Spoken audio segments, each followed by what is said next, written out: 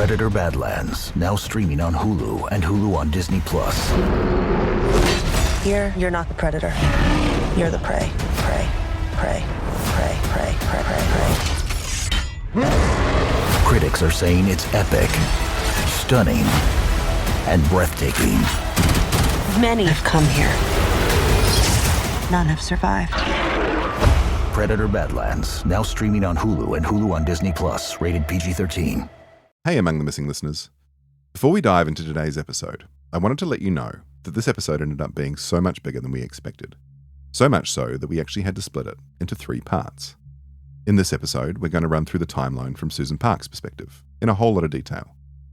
In the next episode, I Do Love You, we analyse Susan and Elaine's communications in the months leading up to Elaine's disappearance. And in part 3, Murder Dogs, we look at the case against Susan and break down what makes sense and what doesn't. I've also got some super exciting news to share. First up, Among the Missing is officially returning for a second season later this year. We're going to continue digging into Elaine's case until we get the answers we've all been looking for. And believe me when I say, there is still an enormous amount left to break down, uncover, and investigate. As you know, I've been juggling the investigation and the production at the same time, and that approach has caused a little frustration at times because of the impact to the show's release schedule. So, for Season 2, we're going to change things up a little. Instead of building the episodes while actively investigating, we won't begin releasing the season until most of the episodes are already finished. It means a longer break between seasons, but it also means you'll get a reliable, consistent weekly rollout once we're back. Secondly, as you've probably already deduced from the trailer at the top of this episode, later this month we're launching a brand new investigative podcast called Blunt Force Trauma, which takes a deep dive into the tragic and deeply unsettling death of a young mother in rural Oklahoma. On the night of March 28, 2021, the body of Faith Ely was found on the dark shoulder of Highway 56, just south of Wewoka. At first, authorities treated it as a simple hit and run. But once you start pulling at the threads of that explanation, even gently, it unravels quickly, and what's left is a case full of contradictions, troubling decisions, and the sense that there is something simmering just below the surface. I've been working closely with Faith's family, and what we've uncovered is pretty mind-blowing. The twists and turns in Faith's case, both on the night she died and in the way the investigation unfolded, rival the layers we've faced in Elaine's case. And finally, I've also got something for those of you who ask why I don't cover cases on this side of the globe. There are a whole lot of reasons why it makes more sense to work on cases in the US, most of which come down to public access of information, but I recognise that there are a huge number of missing persons and unsolved homicide cases right here that also deserve attention. And I want to try and do whatever I can to raise the profile, or at least continue to ring the bell, for those cases too. So, later this year, we're also launching a new episodic show called The Devil's Down Under, which will explore some of the most devastating cases Australia and New Zealand has ever seen, beginning with the horrific unsolved murder of Christy Bentley in the small town of Ashburton in the South Island of New Zealand. If you're keen to keep across either or both of our new shows, please jump on over and follow Blunt Force Trauma and The Devil's Down Under on Apple Podcasts, Spotify, or wherever you listen to your podcasts. There's one more thing I want to let you know before you listen to this episode, and that is this. Susan Park and I no longer speak. I wish I could tell you why, but the reality is, I can't. At some point, she just stopped responding. It was well before our episode on Divine was released, so it didn't have anything to do with the way that episode ended, and there was no major event leading up to it. Nothing I can hang my hat on to say I must have upset her or given her the wrong impression. It's just a case that one day she was responding and the next she just wasn't. And look, that's completely her prerogative. She doesn't owe me anything and I don't begrudge her making that decision. I wish it wasn't the case, but I absolutely respect her choice. And while I've sent her a few messages since then trying to reopen communications, I'll leave her now to try and find her peace, in whatever form that takes. And to be clear, I generally wouldn't have shared this information, but I felt it necessary to do so, because there are still some things that don't make sense to me, and because of this disconnection, unfortunately, I don't have all the answers. I'm sure if we were still talking, she'd be able to quickly and easily shed light on these things, but unfortunately, it doesn't look like that's going to happen. So, while there are a whole lot of things I do have answers for, there are a small number of things I can only make assumptions about. But what I can say is that they are educated assumptions, based on everything I've gone through, which, trust me, is an absolutely enormous amount. Anyway, I'm rambling now, and I think I've kept you waiting more than long enough. So, let's finally get into today's episode, or episodes, of Among the Missing.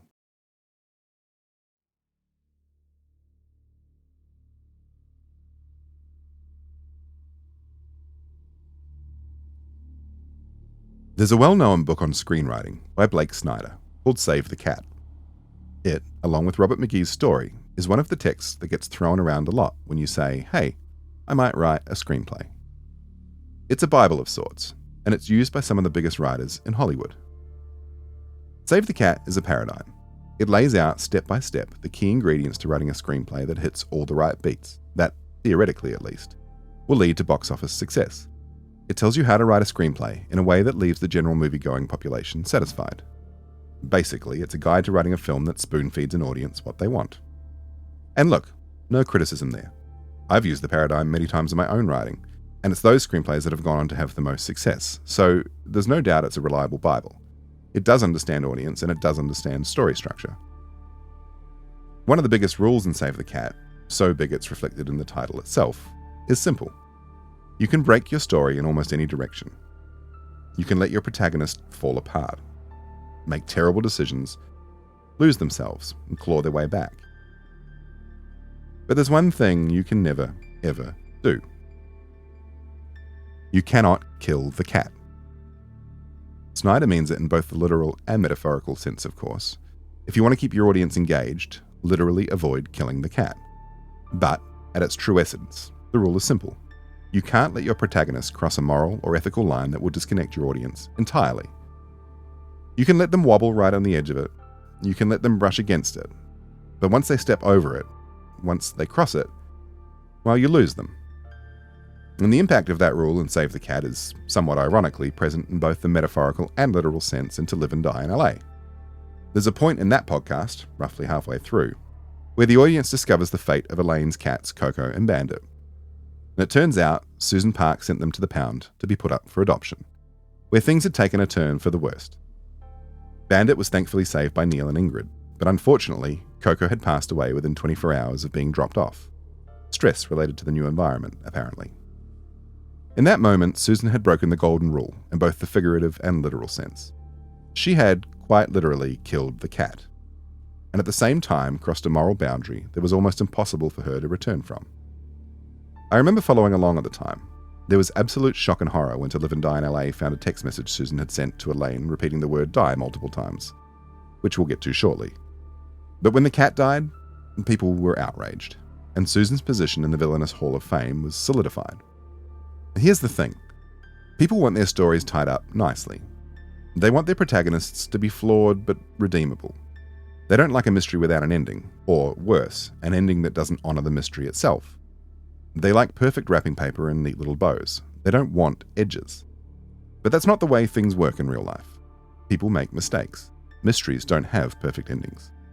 True life is not neat and tidy. People are never all good or all bad. We live in a shade of grey. Sometimes, people send cats to the pound without considering the consequences. Sometimes they say things or send text messages they regret for the rest of their lives. Human beings are flawed.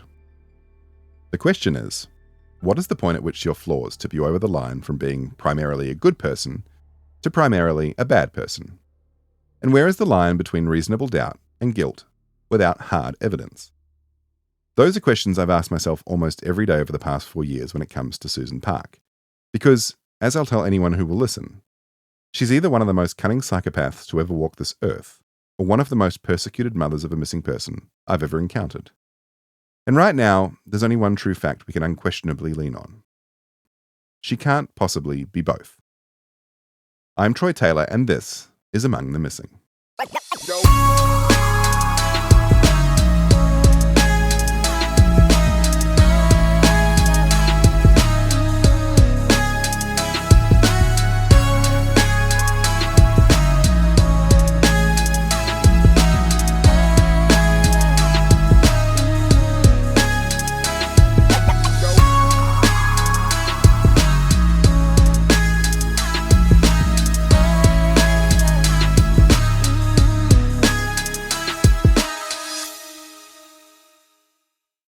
Let me borrow something from another true crime podcast.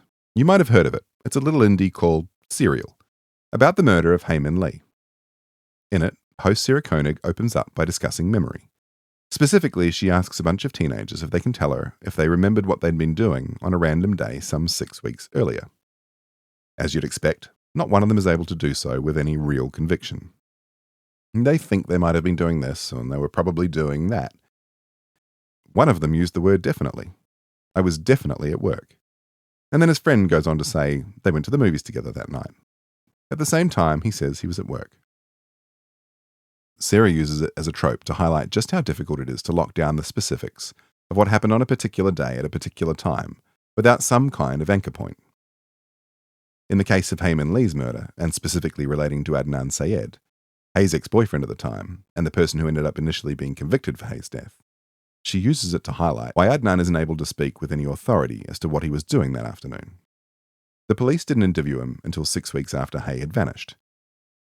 It was back in 1999. There was very little digital footprint to look back on and help him fill in the blanks, and so it ended up being almost impossible for him to do so.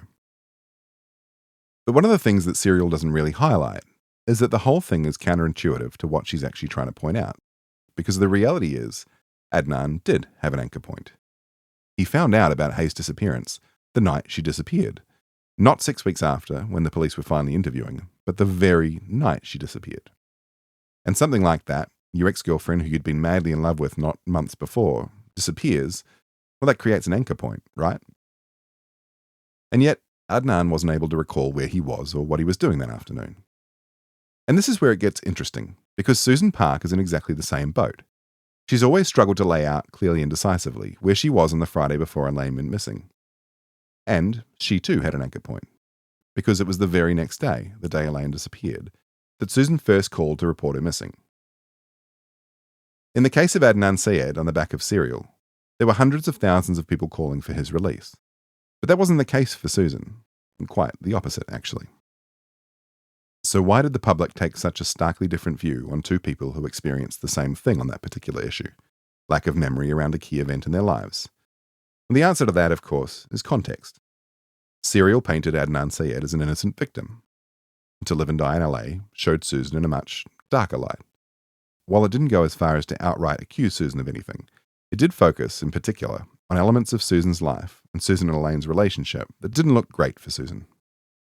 I mean, let's call a spade a spade. They looked incredibly damning for Susan. And I do get it from To Live and Die in LA's perspective. I really do. If you believe in your heart of hearts that this person was responsible for their daughter's disappearance, it's pretty difficult to then make a podcast focusing on anything else. And I do believe that's the take on things for at least a few of the people involved.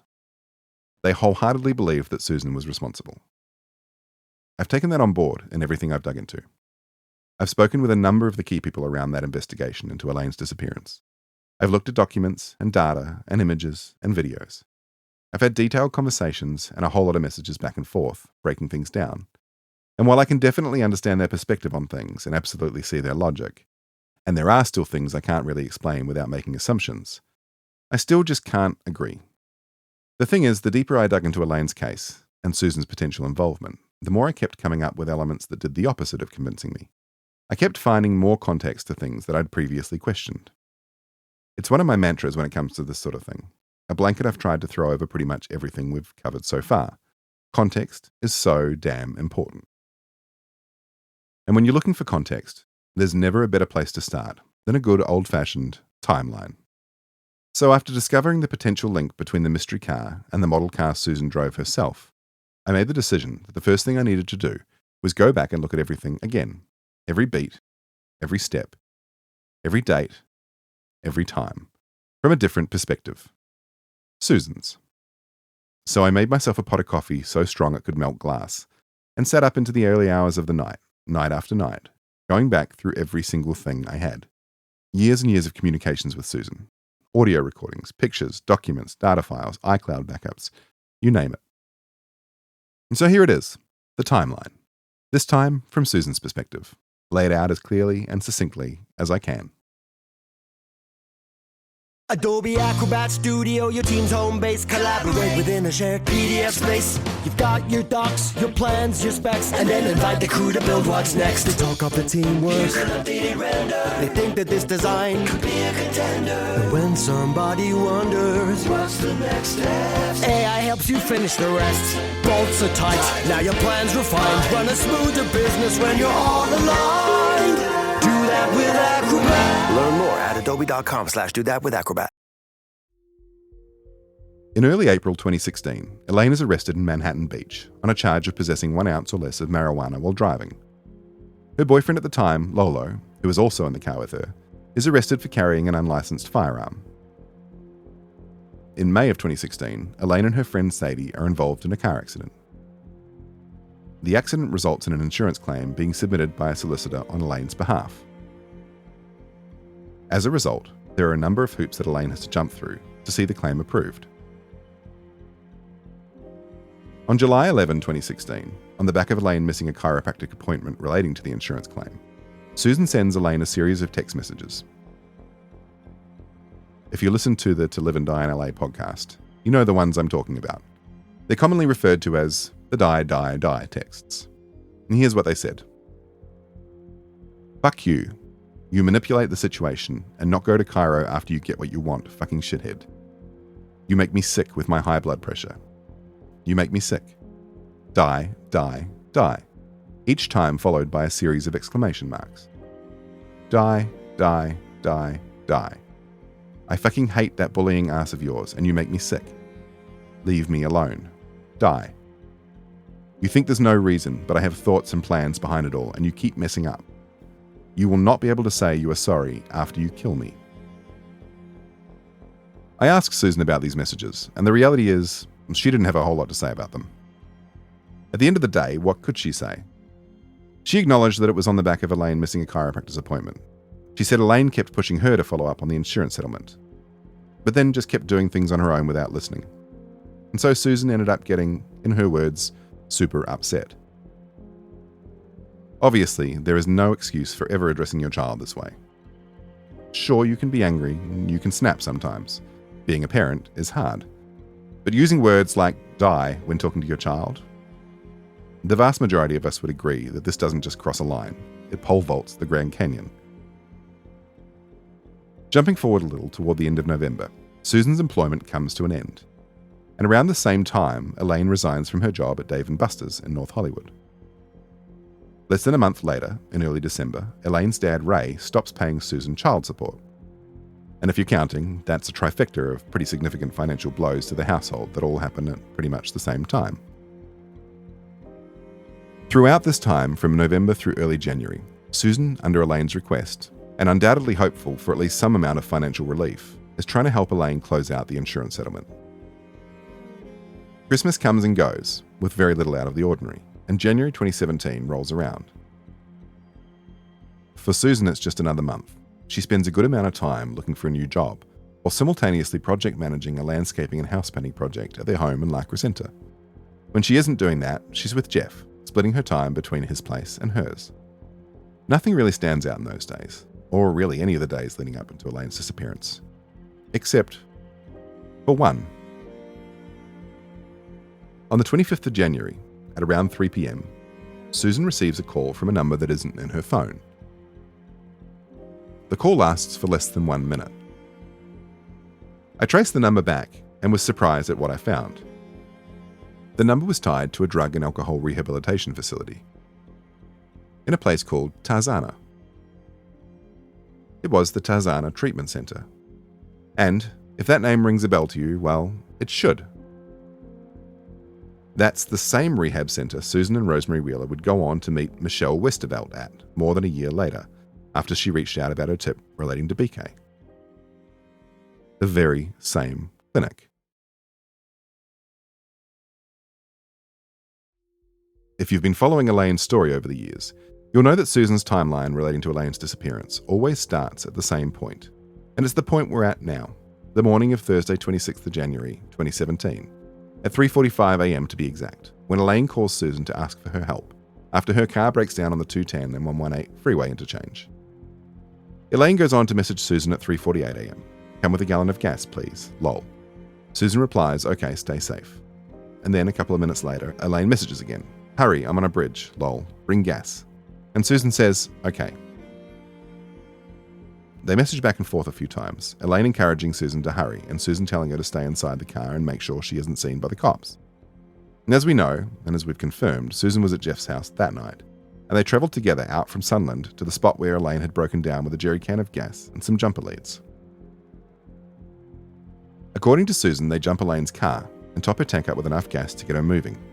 From there, Susan says she drives Elaine's car to the gas station, while Elaine rides with Jeff in his truck.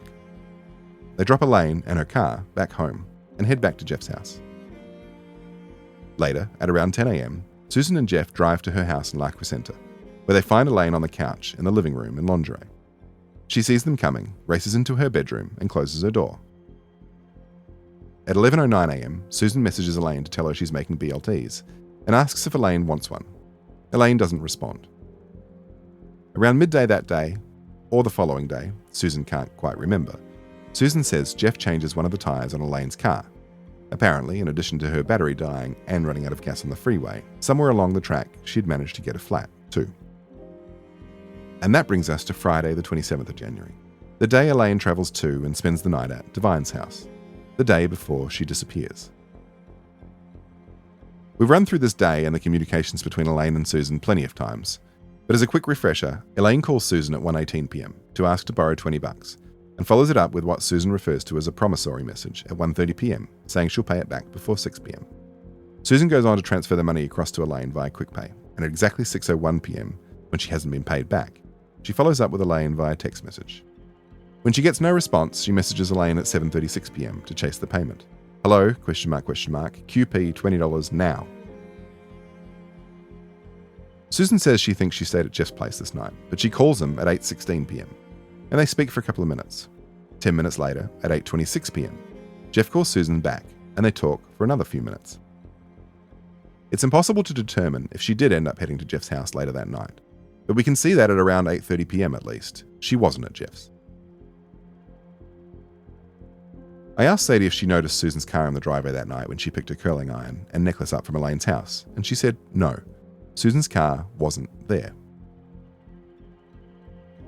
At 8:43 p.m, around 3 minutes after Elaine finally arrives at Divine's house, Susan tries to call Elaine, and it appears the call goes unanswered. A minute later, Susan texts Elaine again to chase the payment, with Elaine finally replying at 9:04 p.m, saying sorry, and, in the last response she ever sent to Susan, give me until later tonight. Susan replies instantly, telling Elaine to keep her word, but Elaine doesn't respond. And this brings us right around to the time the mystery car first appears in the CCTV footage from Divine's house. As a refresher, at 10:18 p.m, the headlights of what is presumed to be the mystery car appear in the distance. Halfway up the street that intersects in a T-junction with Divine Street, the headlights appear to be switched off. Around a minute later, at 10:19 p.m, after Elaine has exited Divine's house and is at her car, the mystery car rolls up and circles slowly around the cul-de-sac before it exits the community gate at approximately 10:20 p.m, passing the Uber that's coming in to collect Elaine and Divine to go to the movies as it does. If you remember at the end of our previous episode, the video Don't Lie, you'll recall my shock at discovering that there appeared to be a match with the type of car Susan drove at the time, a Volvo S60. When I saw that, I did what I always do when I come across new information, theories, or supposition. I tried to find a way to discredit it, or break it. I think it's a little hangover from a previous lifetime when I was working in systems development and testing. If something breaks, it's not robust. It can't be relied on. If it doesn't break, well, it's solid. Reliable. With that in mind, I took a look at everything I had around what Susan might have been doing that night. And aside from the fact that it would appear Susan and Jeff weren't together, at least not right up until 8:30 p.m, there was one thing, from To Live and Die in LA, that stood out the most to me. According to Live and Die in LA, at 9:54 p.m. that night, Susan logged on to the State Department's website to check the status of a new passport application she'd submitted just a couple of weeks earlier. If you're not familiar with Los Angeles, it takes a long time to drive from La Crescenta to Calabasas. Like, a long time. According to Google Maps, it's over an hour, but Google has nothing on LA traffic. It is at least an hour and a half to make that trip, which means that Susan would have to have been driving at the time she logged on to check the status of her passport. The other thing that jumped out at me was that Divine lived in a gated community, and that gated community required a PIN code to open the gate. You can't just drive on in there at your leisure. You need to know the code. No code, no entry. Both of those points stood out as key to me. How could Susan have checked the State Department's website at the same time as driving to Divine's house? Well, it turns out, technically it's possible, because the last check was done on her laptop, so she may have tethered her laptop to her phone. As to the other point, well, again, it's possible Susan could have had access to the gate, because Divine had actually messaged it to Elaine earlier via iMessage. Back in those days, if you had access to iCloud via a computer, you could access the entirety of your iMessage history. It's certainly possible, if Susan had access to Elaine's iCloud, that Susan could have accessed it. Do I think that Susan had access to Elaine's iCloud?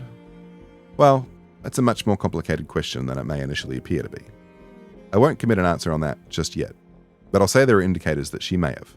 We'll swing back around to that a little later on. What I can confidently say about the mystery car, without a shadow of a doubt, is I just don't know if it was Susan or not. If I take an Occam's razor approach to it, it seems unlikely to me.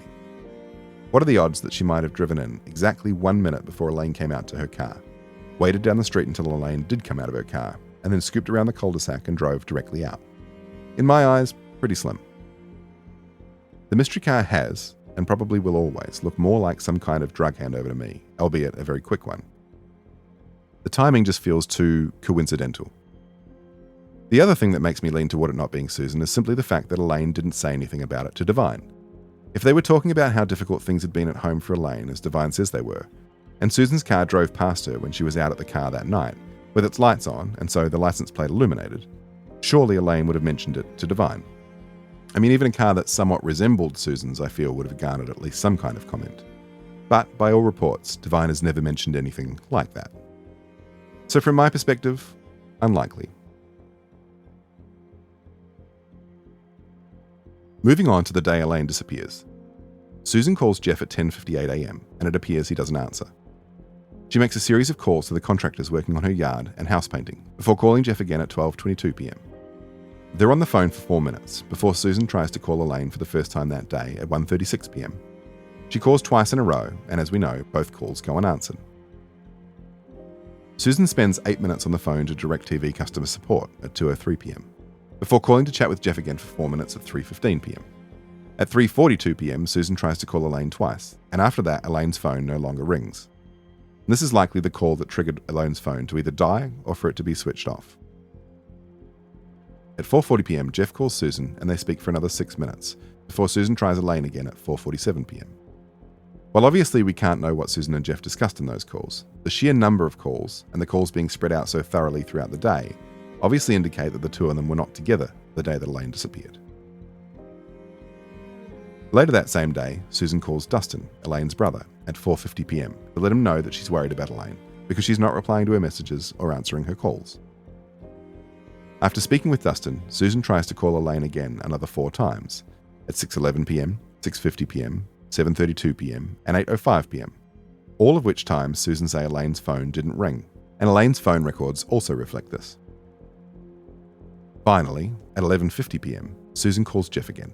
They speak for 2 minutes, and exactly 2 minutes after they hang up, Susan goes on to call the Crescenta Valley Sheriff Station to report Elaine missing. They advise her it's too early to make the report. Elaine's an adult, and Susan needs to wait at least 48 hours before they log it. The next day, Sunday 29th of January, is a whole lot more of the same. Susan and Jeff speak at 8:19, 8:46, 4:39 p.m, and 5:09 p.m, and she tries Elaine at 8:23 a.m, 10:22, 1:51 p.m, 2:43, 9:35, 9:39, and finally 10:15 p.m. On Monday the 30th of January, Susan tries Elaine at 7:50 a.m, before going on to send Sadie a message at 9:40 to check if she's heard from Elaine. She calls the attorney handling Elaine's insurance settlement at 10:38 a.m. She goes on to make multiple calls to social services, before speaking with Jeff at 11:39 a.m. for almost 10 minutes. Right after they hang up, Susan calls the Crescenta Valley Sheriff's Department again to report Elaine missing, as it's now been more than 48 hours. They tell her it's not their jurisdiction, and to call Glendale Police Department. Jeff and Susan speak briefly a couple more times, before Susan goes on to call Glendale Police Department at 12:03 p.m, and then again at 3:23 p.m. She contacts Glendale Police Department once more at 4:21 p.m, and the missing persons record is officially opened at 4:25 p.m. An officer is dispatched to Susan's house to complete the report.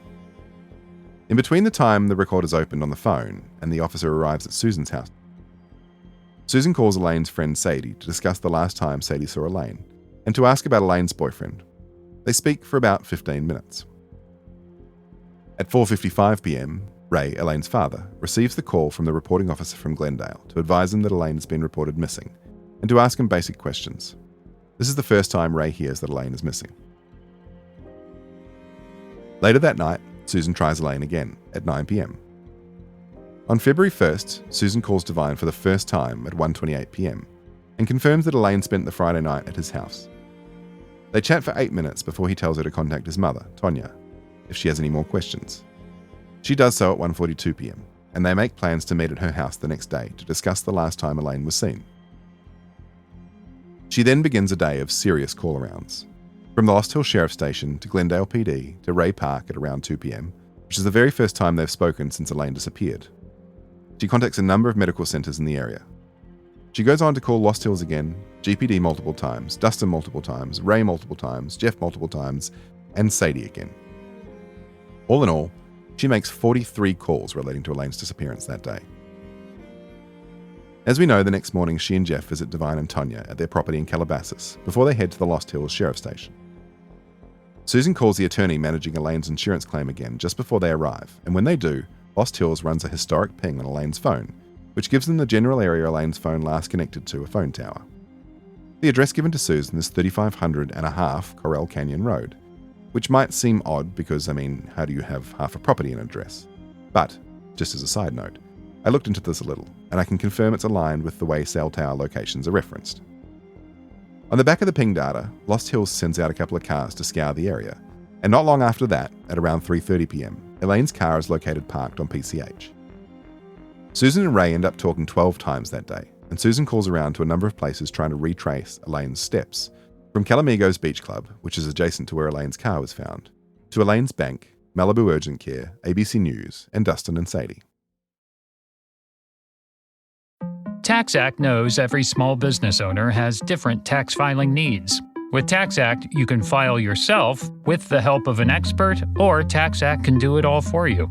You're the boss, the head honcho, the top banana. And TaxAct is like your loyal, trusty tax aide, ready to pounce on any tax needs you might have. TaxAct is dying to pounce on some small business tax needs. TaxAct, let's get them over with. An initial bloodhound search is scheduled for the 3rd of February. However, it's rained out, so is rescheduled to the next day.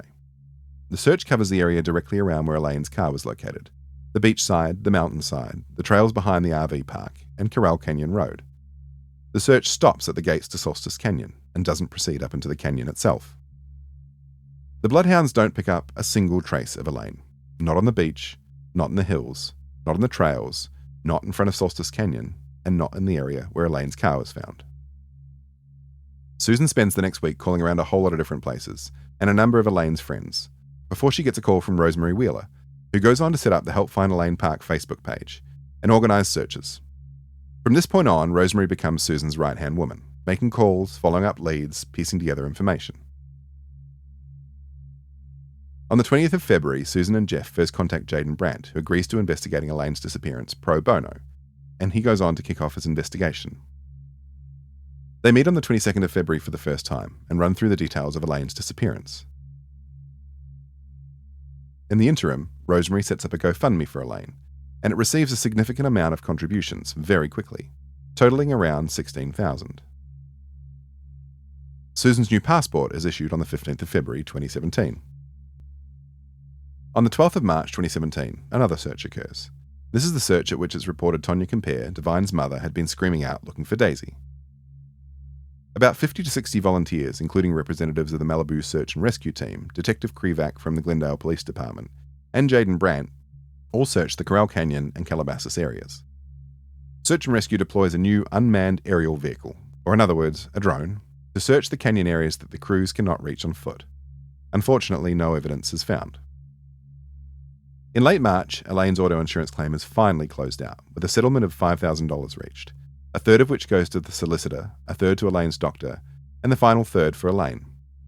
Elaine's check, which went to Susan, isn't actually issued until almost 2 years later, in mid-January 2019. At the end of March, Jaden arranges the first dog search at Susan's house in La Crescenta, which appears to be a narcotics dog search. There's another dog search at Susan's house on the 6th of May, this time with cadaver dogs. There appears to be a little conflation of dates in the To Live and Die in LA podcast on this front, with Neil mentioning that there were 2 reminders that Susan had set up for herself, one that said hide it at 9 a.m, and later another that said put back hide items shed at 1 p.m. And Susan's explanation for these notes is that she found weed in Elaine's room and didn't want the dogs to get confused, so she hid it. In early June, Susan has a note in her diary saying Jeff is to put Elaine's bed in Susan's room, her desk out on the deck, and her dresser on the street, presumably so they can clean Elaine's room and prepare it for lease. Which makes sense because around this time she's also messaging Jaden Brandt about the idea of leasing out Elaine's room. Hi Jaden, I'm at a point where I need to make a decision. I'm not ready to work and cannot afford my payments, so I need to rent out Elaine's room, my son's room, and share the living room and kitchen with all. Will that be okay to clear Elaine's room? Jaden replies, what's your time frame on renting the room? Susan says she's looking to do it within the next month or so. So Jaden asks if he can take the opportunity to go through it one more time and take some additional photos. Susan says yes and asks if she should raise it with the Malibu crew, and Jaden tells her that shouldn't be an issue. When the conversation moves over to the Malibu crew, Neil says, hey Susan, thanks for looping us in. I haven't seen Elaine's room yet, so please don't clean or touch further till I can come over with the magnificent 4 or 5 in the next week. Then you can prepare her and Dustin's room to rent. Let me know if this works for you. Eventually, they come to an agreement for the Malibu crew to actually lease Elaine's room, and they shift in there on the 15th of July. On the 18th of June, Susan attends a meeting set up by the Malibu crew with what was described to Susan as 2 ex-FBI agents. And here's how Susan put it when I asked her about that meeting. Then there's this strange 2 guys that I had to meet called Kevin. Mike had said to me to meet them in downtown at the Baltimore Hotel. They wanted me to come by myself because they said it's like top secret or something undercover or something. But Jeff went with me because I got a weird feeling when I got there. They wanted Jeff to wait outside in the car. Jeff waited 2 hours on the street and parked. When I met these guys, they were telling me that all future GoFundMe funds on Elaine's Facebook had to go directly to Mike's account because he was going to go to a concert for Elaine. Kevin kept insisting and pushing me and pressuring me. All of my assets were questioned, almost threatening me. So that was very, very, very strange experience.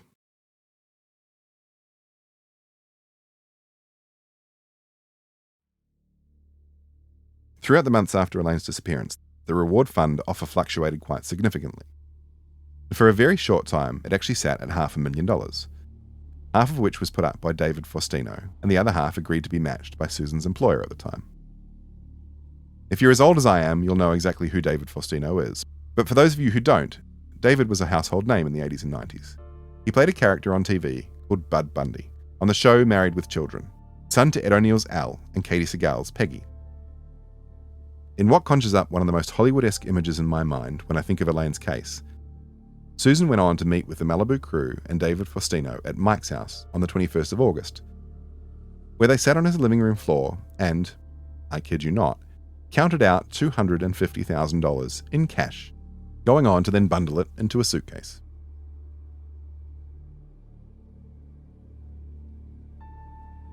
At the beginning of January 2018, Susan attends another meeting with ex-FBI agents. And this time things are a little more aggressive, according to Susan. Here's what Susan had to say about it. That's another event. It was a separate set of men at Mike's place. That was a trick on me again. Mike told me to come to his place, and that this top ex-FBI connection will help with Elaine and wanted to ask some questions. When Jeff and I got there, Neil and them took Jeff out for a drink, and left me with these 2 men.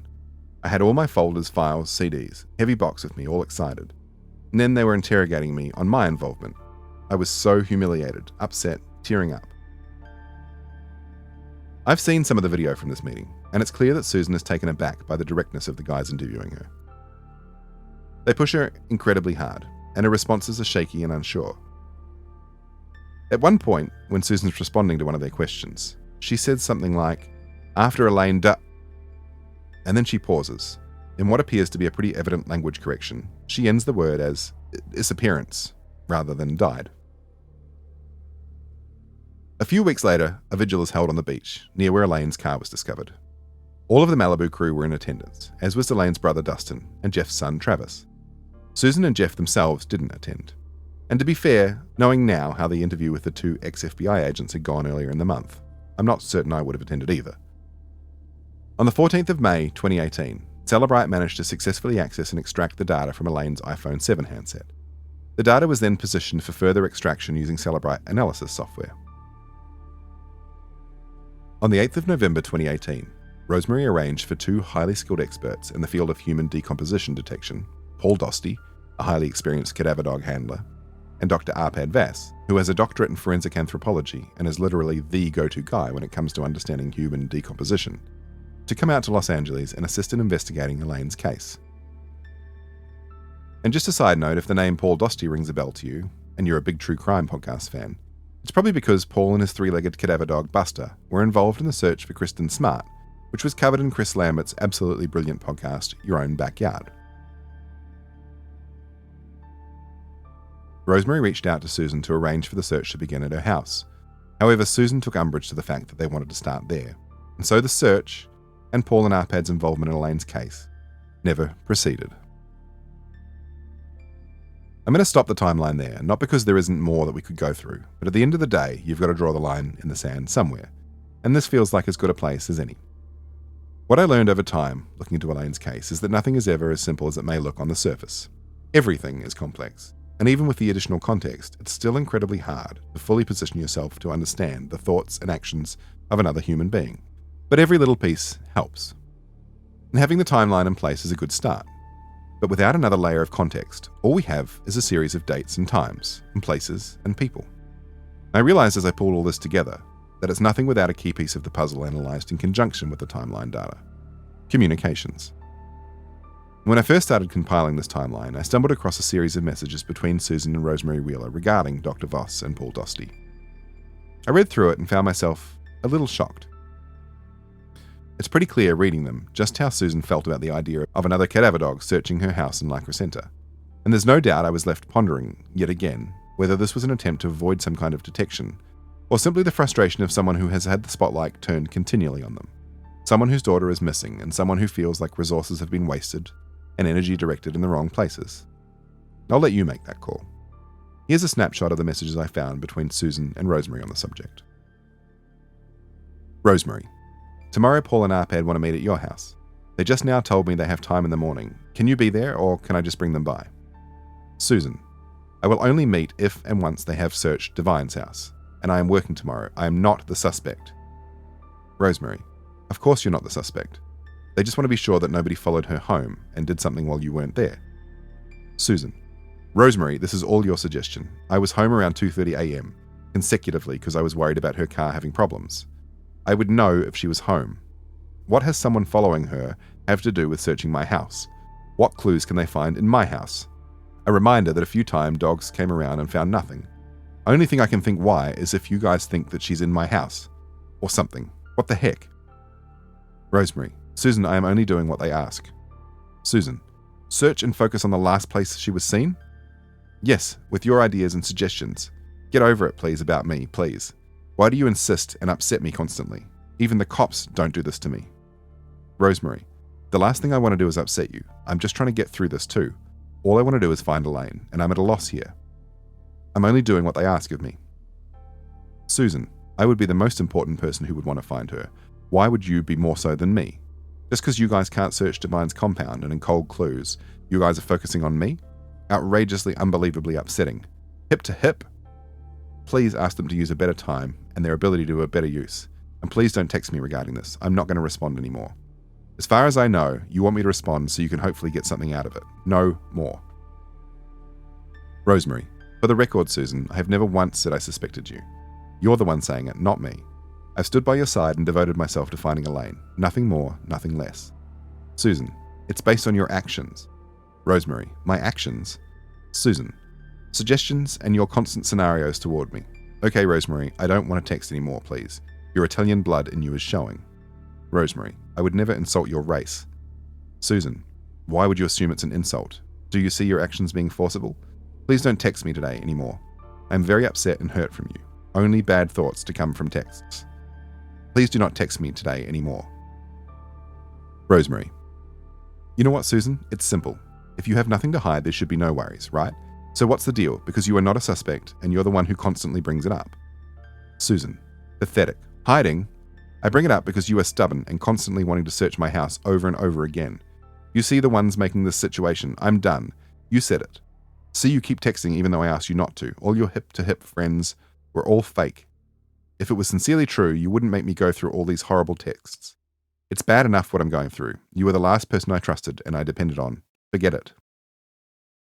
Rosemary. Give me a real reason why it's not okay to search your house. It's where Elaine lived. It's nothing more than an exercise for the dogs, and you're absolutely off the charts with this reaction. I don't understand it. I want one reason why you won't give them a starting point, especially since you have nothing to hide. Susan. And how many times does the dogs have to come to my house, even after finding nothing? This is what's upsetting. You still think and suggest it. I have nothing to hide and showed it numerous times. It's humiliating, and the last person seen with her got no search and was let go. Rosemary. I've never seen a dog at your house. Susan. Malibu, Ingrid, Jaden brought dogs numerous times, and Jeff is a witness. Just because you didn't see it, you want to do it again against me? Rosemary. Well, don't go blaming me for something I don't know anything about. Susan. What the fuck? You are insisting I have something to hide with your stubbornness. This is why I think you are behind it. Yeah, right, you are behind it. Bye, Rosemary.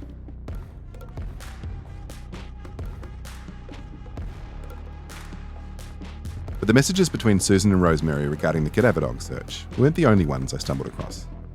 In another folder in the iCloud backup, I found exactly what I'd been looking for when I first started looking at Elaine's case. Text messages between Susan and Elaine. A whopping 90-odd pages of them. From a few months before Elaine disappeared, right up until the night before her disappearance. And I gotta tell you, what was in them absolutely blew me away.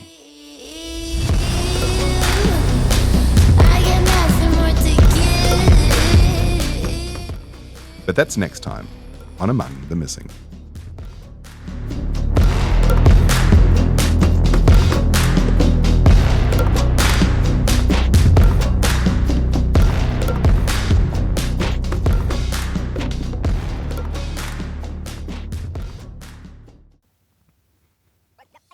Thanks for listening. If you're looking for more of Among the Missing, jump on over and take a look at our subscription offer on either Apple Podcasts or Patreon. There's some really great content on there already, including expanded interviews and our first subscriber-only bonus episode. She said she wanted to disappear. If you know anything about what happened to Elaine or where she is, a reward fund of $25,000 cash is still on offer. If you'd like any more information on the reward, or you have any information relating to Elaine's disappearance whatsoever, please visit our website at amongthemissingpodcast.com, where you can send us a message or leave us a voicemail. You can find us on Facebook, Instagram, and TikTok at Among the Missing Podcast. If you've got any questions you'd like to be addressed in our Q&A episodes, please visit our website at amongthemissingpodcast.com and either send us a message or leave us a voicemail. Among the Missing is a production of FTM Media, produced by Troy Taylor, Mark Taruli, and Fred Scherzer. Written by Troy Taylor. Our theme song is Lucid Symphony by Dirty Freaks.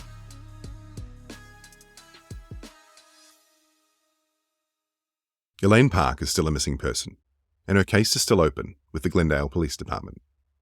If you have any information about her whereabouts, please contact them on 818-548-3135 and mention Elaine's case number, 171512. Ryan Reynolds here from Mint Mobile. I don't know if you knew this, but anyone can get the same premium wireless for $15 a month plan that I've been enjoying. It's not just for celebrities, so do like I did and have one of your assistants switch you to Mint Mobile today. I'm told it's super easy to do at mintmobile.com/switch. Upfront payment of $45 for 3-month plan, equivalent to $15 per month required. Intro rate first 3 months only, then full price plan options available. Taxes and fees extra. See full terms at mintmobile.com.